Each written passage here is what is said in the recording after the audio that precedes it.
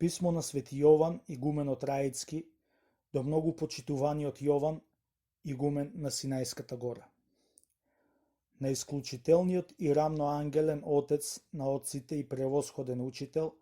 грешниот игумен Раицки му испраќа поздрав во Господа.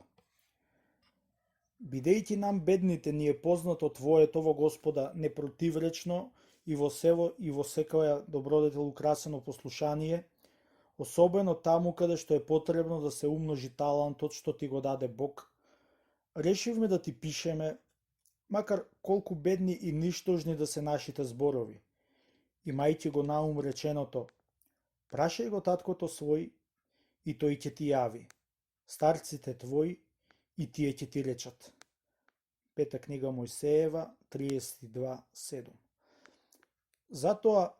круно на добродетелите, со ова писмо те молиме како заеднички татко на сите нас и учител најдобар, по се постар во подвижништвото и во духовната мудрост, да не го испратиш нам неуките она што си го видел во видение како древниот Мојсей на истата гора, и како богонапишани таблички, да ни составиш една драгоцена книга и да не ја испратиш нам, за поука на новиот Израил, кој што туку излезе од духовниот Египет и го премина морето на светскиот живот. И како што на морето со Божја помош, со својот боговдахновен јазик наместо со палка си извршил чудо, така и сега не презирај ја нашата молба. Туку без двоумење напиши читко се што е потребно за монашки живот и што во Господа му одговара на нашето спасение, зашто си навистина голем учител на сите што го избрале ангелскиот живот. И не мисли дека ова што го велам е некое ласкање или додворување. Ти, свет Отецу, добро знаеш дека тоа ни е туѓо и дека она што го велиме овде,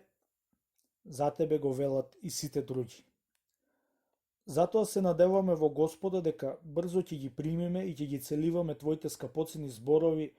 напишани во книгата што ја очекуваме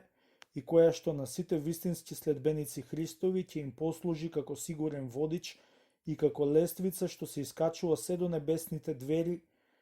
и ги вознесува оние што сакаат да дојдат до небото, за цели и неповредени слободно да минат покрај духовите на злото и управниците на темнината и покрај господарите на воздухот. Зашто ако Јаков, еден обичен пастир,